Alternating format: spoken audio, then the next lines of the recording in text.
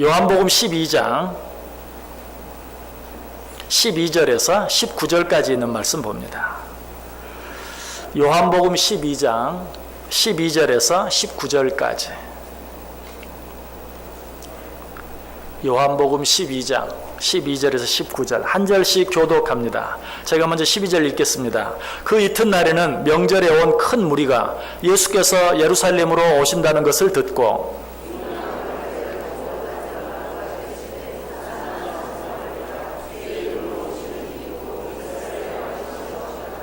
예수는 한 어린 나귀를 보고 타시니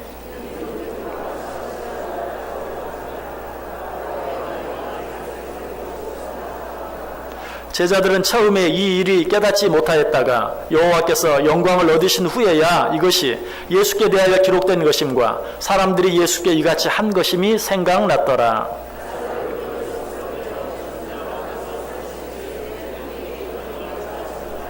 이에 무리가 예수를 맞으면 이 표적 행하심을 들었음이러라.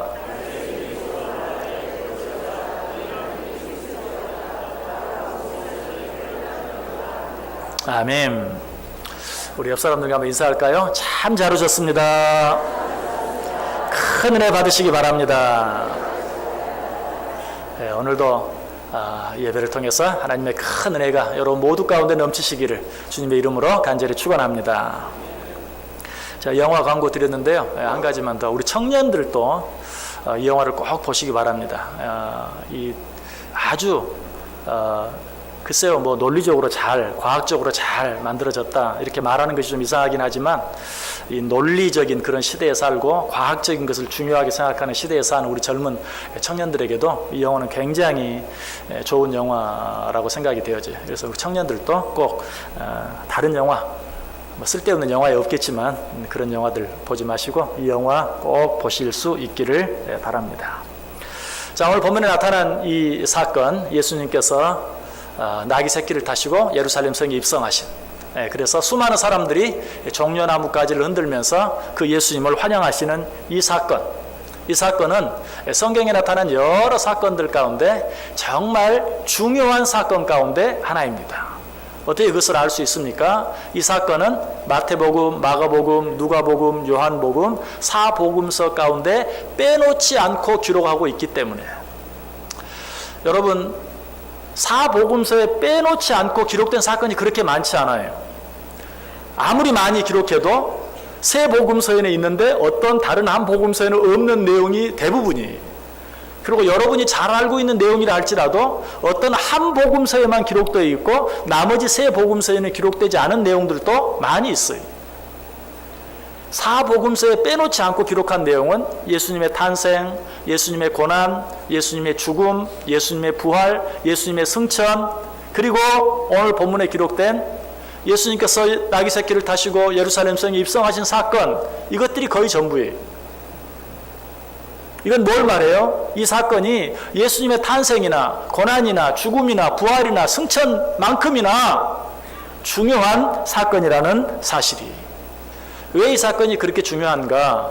이 사건에는 다른 내용들과 다른 한 가지 독특한 부분이 있어요. 그것은 무엇인가? 예수님이 지금 이전까지는 자기의 나타내심을, 자기의 어떤 모습을 나타내는 것을 극도로 주의하셨어요. 거의 피해 다니시기도 하시고 숨어 다니기도 하시고 자기의 어떤 그런 것들을 사람들에게 이야기하지 말라고 당부하는 그런 내용들을 우리가 많이 보게 돼요. 실제로 예수님께서 이 땅에 오실 것을 예언한 이사야서에 있는 내용도 예수님의 사역 가운데 많은 부분이 그러할 것을 우리에게 말해주고 있어요. 이사야 42장 2절에 보면 그는 외치지 아니하며 목소리를 높이지 아니하며 그 소리를 거리에 들리게 하지 아니하며, 예수님의 사역 가운데 대부분이 정말 드러나지 않게 되어지는 일일 것을 우리에게 예언적으로 이야기해 주고 있어요. 실제로 사도 베드로가 예수님에 대해서 너무나 멋진 신앙 고백을 했죠. 어떤 고백입니까? 주는 그리스도시요 살아계신 하나님의 아들이시니이다. 성경에 나타난 고백 가운데 가장 멋지고 가장 아름다운 고백이, 예수님께서도 감격하셨어요. 그래서 이 베드로를 칭찬합니다. 바요나 시몬아 내가 복이 있도다. 이를 내게 알게 아니는 혈육이 아니요 하늘에 계신 내 아버지시니라. 얼마나 멋진 칭찬인 줄 몰라요. 멋진 고백이었고 멋진 칭찬이었어요. 그런데 이 말씀하신 후에 예수님께서 어떻게 하십니까? 이에 제자들에게 견고하사 자기가 그리스도인 것을 아무에게도 이르지 말라 하시니라. 아니, 예수님이 그리스도이신 것을, 예수님이 구세주이신 것을 사람들에게 이르지 말라라고 말하고 있는 것을 보아요. 또 너무나 유명한 기적이 있죠. 오병이어의 기적. 이 표적을 행하고 난 후에 사람들이 구름대같이 몰려들어서 예수님을 따랐어요. 그리고 급기야는 어떻게 합니까? 예수님을 잡아 임금 삼으려고까지 했어요. 그러나 예수님께서는 어때요? 그들을 뿌리치시고 그들을 피하여 산으로 숨으신 것을 보게 돼요. 예수님의 형제들도 그렇게 했죠. 6월절이 되어지자 예수님께 말합니다. 당신이 정말 무엇인가 그럴듯한 일을 이 세상을 위해서 하기를 원한다면 사람들이 가장 많이 몰리는 이 6월절 명절에 예루살렘 성전으로 올라가십시오. 그래서 당신을 나타내십시오. 무슨 말을 하든지 무슨 일을 하든지 그 많은 사람들 앞에서 한번 해보십시오. 그래야 당신이 하고자 하는 일을 사람들이 알 것이고 그 일을 이룰 수 있지 않겠습니까? 그러나 역시 예수님께서는 그때도 어때요? 여전히 올라가지 아니하시고 갈릴리에 머무르셨다라고 이야기하고 있어요. 자, 그런데 어떻게 되는 일입니까? 오늘 본문에는 예수님께서 자기를 나타내시기 위해서 애를 쓰시는 것을 보아요. 나귀 새끼를 타가면서까지. 자, 나귀 새끼를 타시는 예수님의 모습에 대해서 우리가 생각해 보았죠. 어떻다고요? 너무나 우스꽝스러운 모습. 이런 모습으로 올라가면 안 쳐다볼 사람도 쳐다봐요. 그렇죠? 당시에 나귀를 타는 것은 사람들은 많이 있었어요. 그런데 나귀 새끼를 타는, 어린이 나귀 새끼를 타면 어떻게 된다고요? 발이 땅에 질질 끌려요. 그런 모습으로 올라가면 안 보던 사람들 쳐다봐요. 왜 예수님께서 그렇게 하셨을까? 또 사람들은 어떻게 합니까? 종려나무 가지를 흔들면서 호산나 호산나 찬송하며 예수님을 영접하고 예수님을 환영합니다. 자, 이런 모습을 보면서 우리는 이렇게 생각할 수 있어요. 드디어 예수님께서 포기하셨구나. 사람들이 그렇게 우리의 왕이 되어주십시오, 예루살렘으로 올라가십시오, 자기를 나타내십시오 라고 말할 때 다 거절하셨는데 이제는 더 이상 그런 여러와 같은 사람들의 그런 어떤 호응을 물리치지 못하시고 이제 드디어 그 호응에 응하셨구나. 여러분, 그러신 것입니까? 아니, 이것은 누구의 어떤 그런 성화에 못 이겨서 할 수 없이 예수님께서 지금 이제는 다 드러내시고 예루살렘 성으로 올라가시는 것이 아니라 예수님께서 때가 되심으로 자기를 드러내시고자 계획하시고 작정하시고 주권적으로 이 일을 행하고 계신다는 사실이, 이 사실을 어떻게 알 수 있습니까?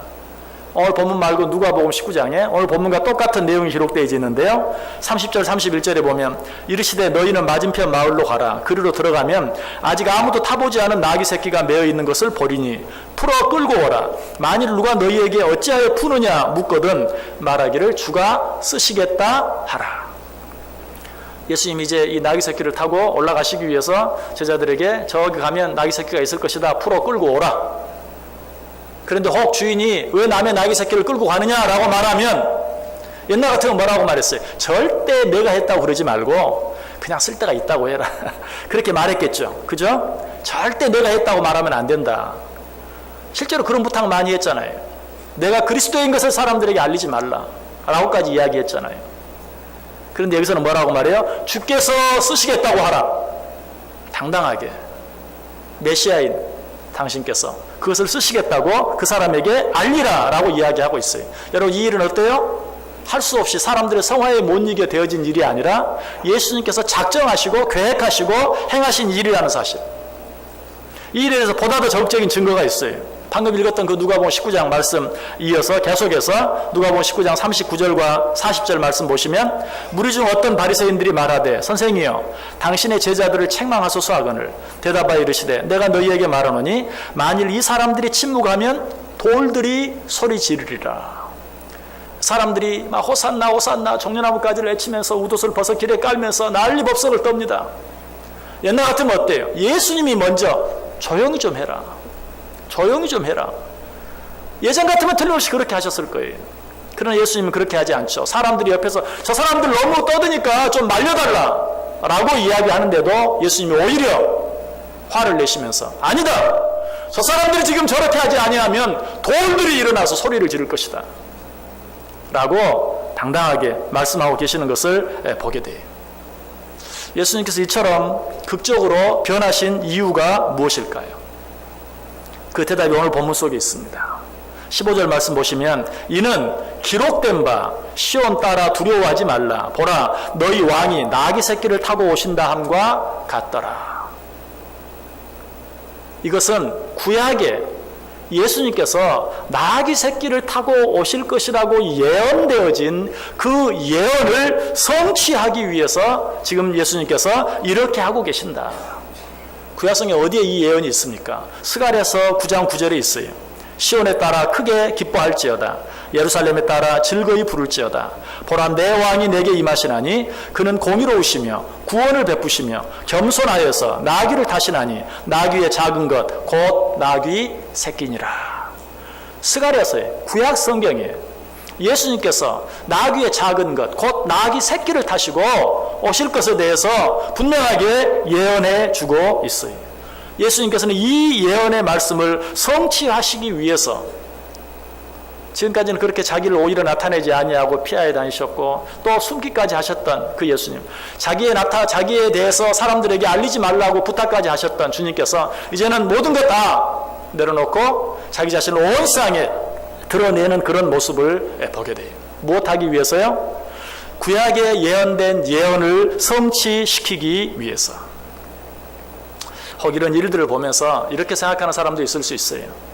이 일은 예수님보다도 예수님의 제자들이나 혹은 예수님을 그냥 따르는 예수님께서 행하신 일을 보고 예수님을 극성적으로 따르던 어떤 예수님의 극성 팬들에 의해서 되어진 일이 아닐까라고만 생각할 수도 있어요. 그러나 그렇게 생각할 수 없어요. 왜? 당시의 상황이 어떠했는가? 당시의 상황은 예수님이 수배된 상태예요.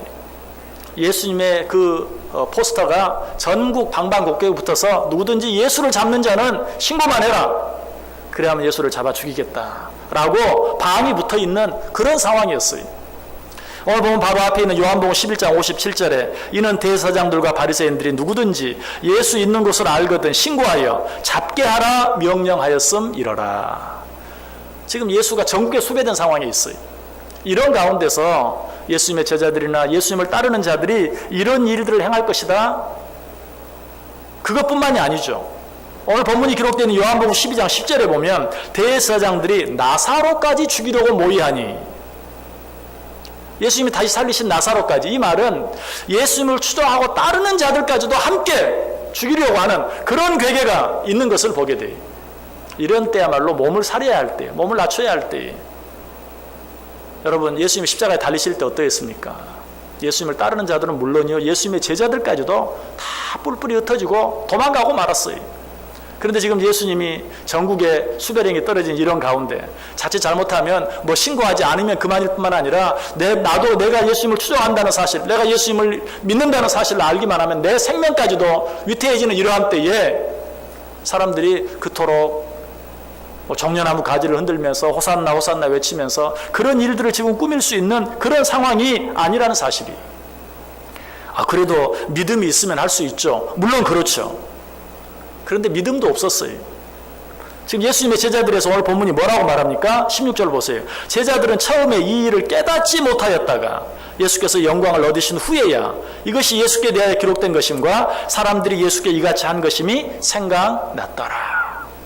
예수님의 제자들조차도 이 일이 도대체 무슨 의미가 있는지, 무슨 일인지, 왜 이렇게 하는지조차 알지 못하고 깨닫지 못했다.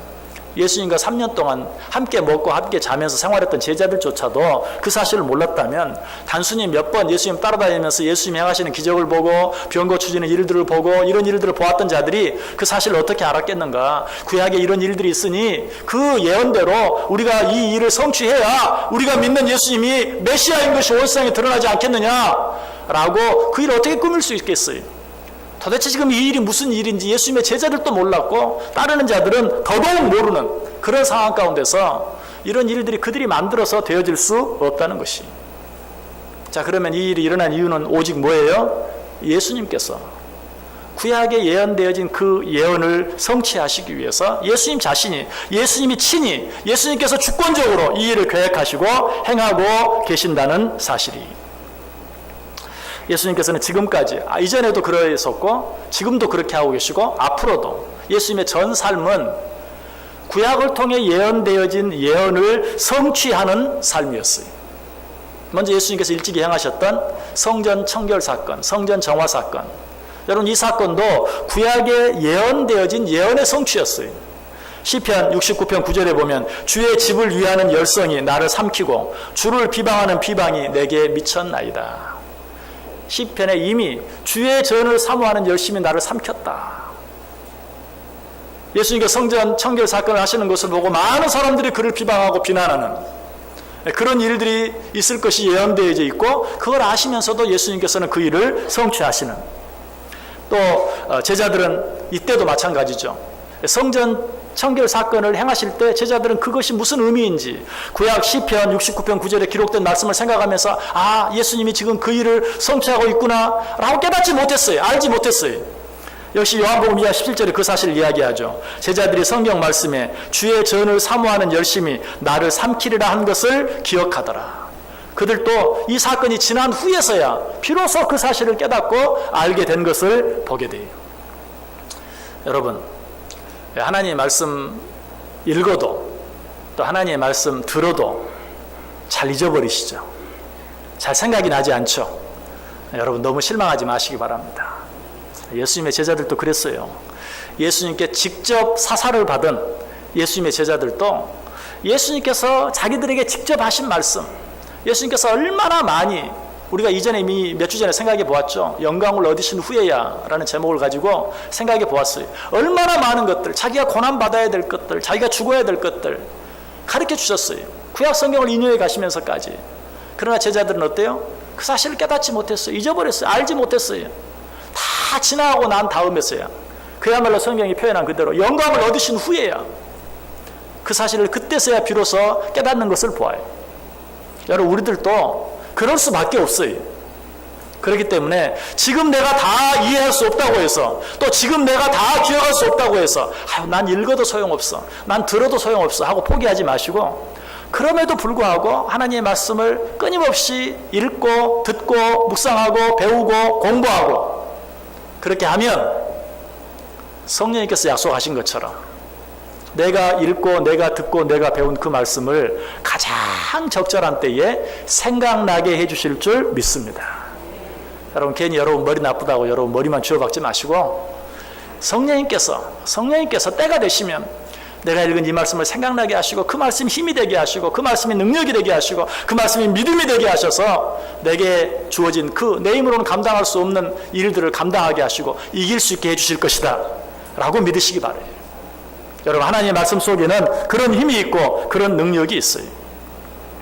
예수님께서는 그래서 구약에 예언된 그런 여러 가지 많은 예언들을 성취하는 삶을 사셨어요. 한 가지만 더 말씀드리면, 십자가에 달리셨을 때 내가 목마르다. 여러분 이 말씀도 어떻습니까? 구약 성경에 예언되어진 그 말씀을 응하게 하기 위해서 요한복음 19장 28절에 말하죠. 그 후에 예수께서 모든 일이 이미 이루어진 줄 아시고 성경을 응하게 하려 하사 이르시되 내가 목마르다 하셨다. 십자가의 그 고통 가운데서도 이제 지금까지 예수님의 삶을 통해서 성경에 예언되어진 모든 예언이 다 성취되었어요. 그런데 아직 한 가지 성취되지 않은 게 있어요. 그게 뭐예요? 목마르다 라고 말씀하실 것이라고 구약에 예언되어져 있는데 아직 그것이 성취되지 않았어요. 그래서 마지막으로 내가 목마르다 라고 말씀하심으로 그 한마디까지도 성취하시는 그런 예수님의 모습을 보게 돼요. 자, 이것을 통해서 우리가 얻을 수 있는 교훈이 무엇입니까? 이 일을 통해서, 이런 일들을 통해서 우리에게 가르쳐 주시기를 원하시는 교훈이 뭐예요? 하나님의 약속은, 하나님의 예언은 반드시 성취되어지고 반드시 이루어진다. 이것을 우리에게 가르쳐 주시는 것이. 성경은 전체가 뭐라고요? 전체가 약속이. 구약, 신약, 이거 먹는 약이 아니죠. 약속이란 뜻이죠. 성경은 전체가 약속이. 그 약속이 하나도 빠지지 아니하고, 우리가 자주 표현하는 대로 하나도 땅에 떨어지지 아니하고 전부 다 이루어질 것이다 하는 것을 우리에게 말씀해 주고 있는 것이. 그런데 제자들은 예수님께서 그렇게 말씀하셨는데도 잊어버렸든지 아니면 잊어버리지 않고도 에휴 설마 그런 일이 라고 생각하면서 믿지 않았어요. 이런 예수님의 제자들 향해서 예수님이 뭐라고 말하죠? 누가복음 24장 25절에 이르시되 미련하고 선지자들이 말한 모든 것을 마음에 더디 믿는 자들이여. 미련하고 선지자들과 모든 사도들이 기록한 그 말씀들을 마음에 더디 믿는 이 어리석은 자들아. 여러분, 이 책망은 예수님의 제자들만을 향한 책망이 아니 오늘 우리들에게 주는 책망이에요. 여러분은 얼마나 하나님께서 성경 66권을 통해 주신 그 예언의 말씀, 예수님의 제자 때에는 여러분 이 성경 비록 물론 신약은 당연히 없었고 구약 그 말씀 오늘 여러분들이 가지고 성경책을 가지고 있는 것처럼 가지고 있지도 못했어요. 그 사람들은 그냥 잊어버릴 수도 있다, 모를 수도 있다 라고 생각할 수 있어요. 그러나 우리는 기록되어진, 완성되어진 하나님의 말씀을 가지고도 그 약속들을 얼마나 기억하고 얼마나 붙잡고 얼마나 확신하며 살고 있는가. 예수님께서 제자들에게 미련하고 선지자들이 말한 모든 것을 마음에 더디 믿는 자들이여 라고 말했다면 오늘 우리들에게는 사실 더 크게 책망할 것이, 여러분 하나님의 약속들을 얼마나 믿고 신뢰하고 얼마나 그 약속들을 붙잡고 살아가십니까? 자, 성경은 전체가 약속인데 그 가운데 정말 가장 대표적인, 가장 놀라운, 제가 개인적으로 너무나 귀하게 생각하고 힘들고 어려울 때마다 그 말씀 붙잡고 기도하는 그런 말씀, 그런 약속들 몇 구절 소개하려고 해요. 창세기 28장 15절 내가 너와 함께 있어 내가 어디로 가든지 너를 지키며 너를 이끌어 이 땅으로 돌아오게 할지라 내가 내게 허락한 것을 다 이루기까지 너를 떠나지 아니하리라. 여러분 이 말씀 이제 귀에 못이 박힐 만큼 들으셨죠? 왜? 제가 가장 사랑하는 말씀이기 때문에 기회가 있을 때마다 여러분에게 자꾸 말씀하게 돼요. 내가 내게 허락한 일을 다 이룰 때까지 너를 떠나지 않겠다. 하나님께서 저를 창세 전부터 계획하시고 하나님의 자녀 삼으시고 정말 하나님의 종으로 세워주셔서 하나님의 일을 하게 하시는데 너무 힘들고 어려울 때도 많아요. 내 힘으로 감당할 수 없는 일도 너무나 많아요. 실망이 될 때도 있고 낙심이 될 때도 있고 포기하고 싶을 때도 있어요.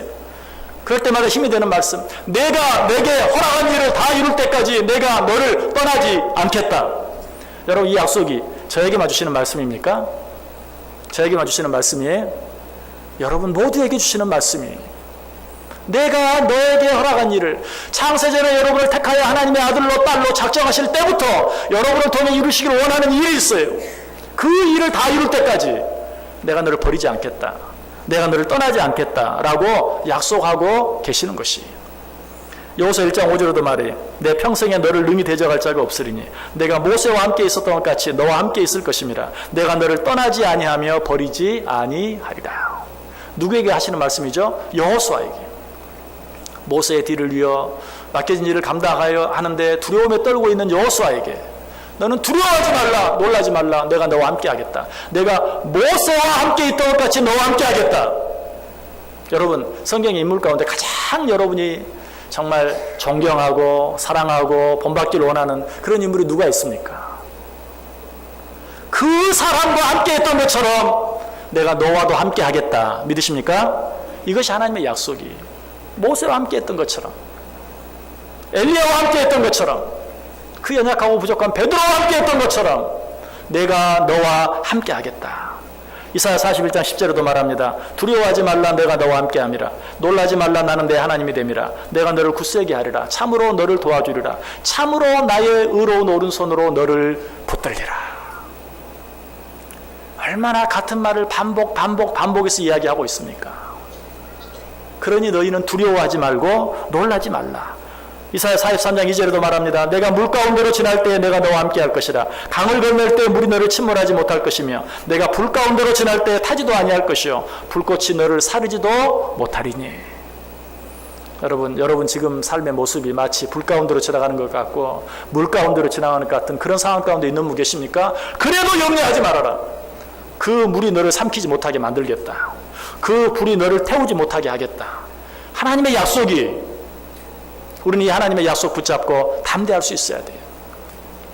한 구절만 더 말씀드립니다. 이사야 43장 2절에 고린도후서 4장 8절에 우리가 사방으로 우겨싸움을 당하여도 쌓이지 아니하며 답답한 일을 당하여도 낙심하지 아니하며.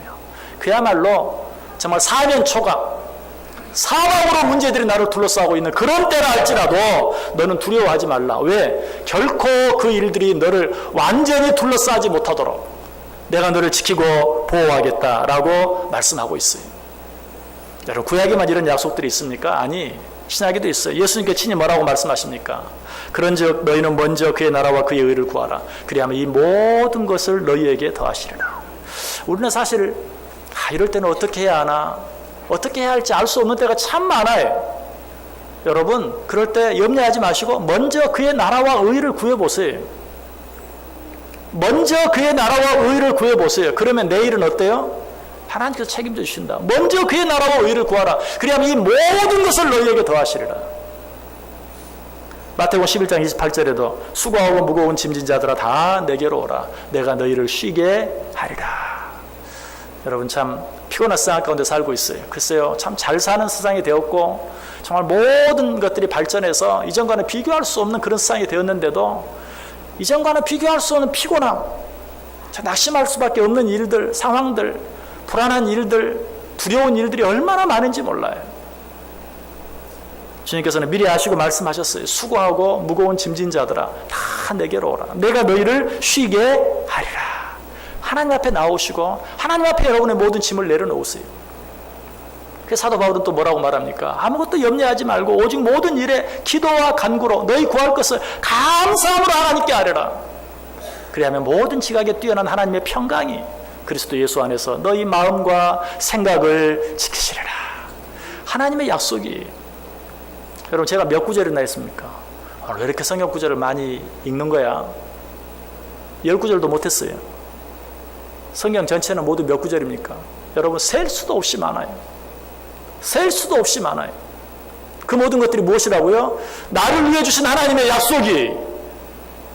예수님께서 이 세상을 떠나가시면서 마지막 목마르다라는 말 한마디까지라도 예언된 말씀을 성취하시기 위해서 하셨던 것처럼 성경에 기록된 그 수많은 약속의 말씀, 그 수많은 예언의 말씀이 하나도 이루어지지 않는 것이 없이 모두 다 이루어질 것이다 라고 우리에게 말씀하고 있어요. 그렇다면 우리가 두려워하고 염려할 일이 있어요? 없어요? 없어요. 그런데도 우리는 이렇게 생각합니다. 하나님께서 나를 잊어버리셨든지 하나님이 그 약속을 잊어버리셨든지 둘 중에 하나일 거야. 우리 하나님 잊어버리시는 분 아니에요. 이사야 49장 15절에 뭐라고 말하죠? 여인이 어찌 그 젖먹는 자식을 잊겠으며 자기 태에서 난 아들을 긍휼히 여기지 않겠느냐.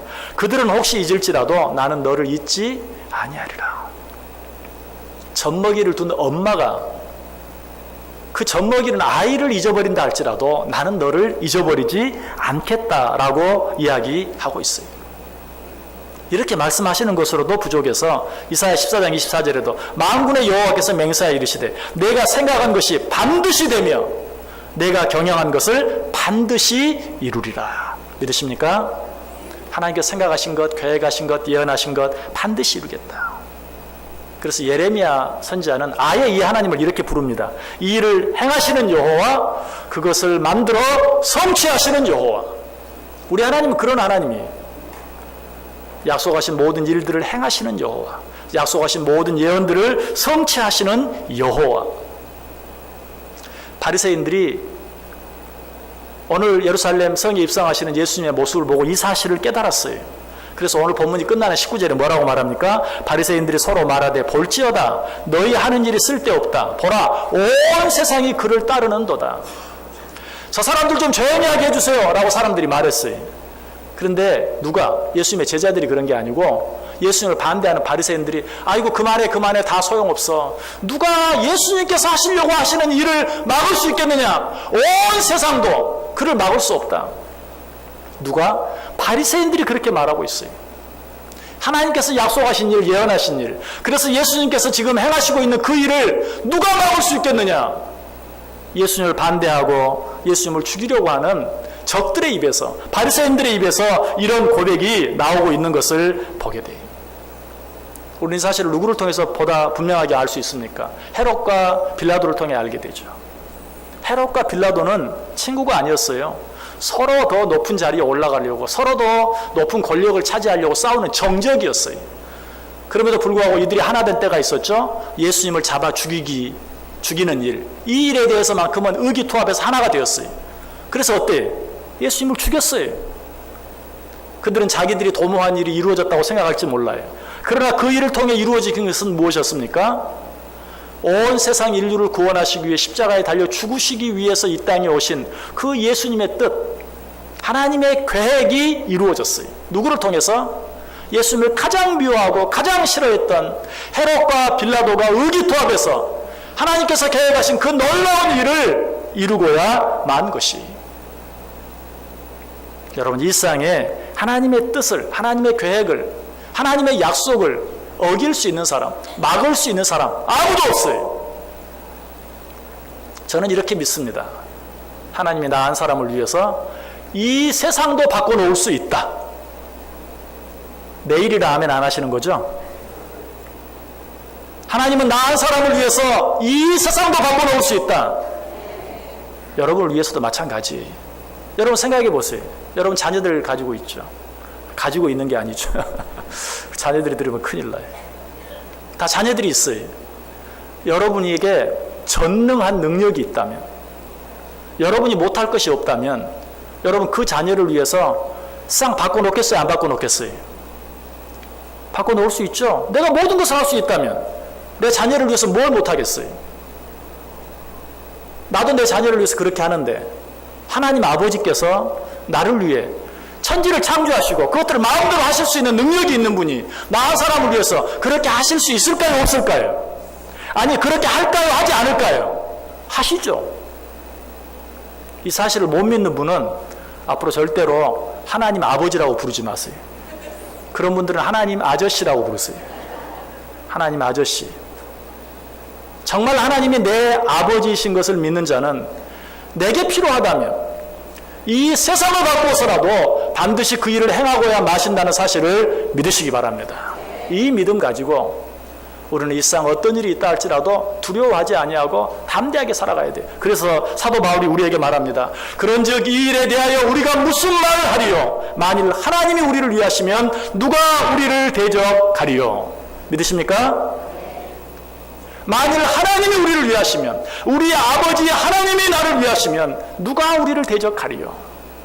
이 약속의 말씀 붙잡고 승리하며 살아갈 수 있는 저와 여러분 될 수 있기를 주의 이름으로 간절히 축원합니다. 기도하겠습니다. 하나님 감사합니다. 말씀해 주시니 감사합니다. 하나님께서 주신 모든 약속의 말씀, 나를 위하여 내게 주신 말씀으로 받고 그 말씀 붙잡고 이 어렵고 험난하고 힘들고 어렵고 피곤하고 지칠 수밖에 없는 이 세상 가운데서 두려워하지 아니하고 불안해하지 아니하고 염려하지 아니하고 넉넉히 승리하며 살아갈 수 있는 믿음의 사람들 되게 해 주옵소서. 예수님의 이름으로 기도드리옵나이다. 아멘. 우리 다 자리에서 일어나셔서 546장 찬송합니다.